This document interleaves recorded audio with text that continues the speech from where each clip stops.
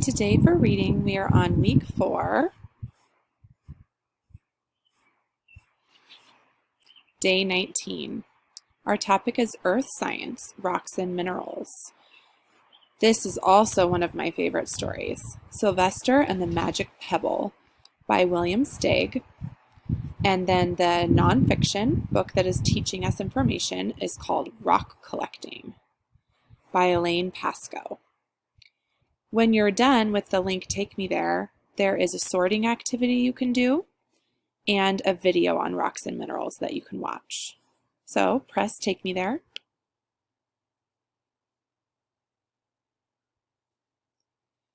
Here you can watch the story Sylvester and the Magic Pebble and read the book Rock Collecting. And then for the puzzlers, you can do the word match, fact or fiction, and which came first.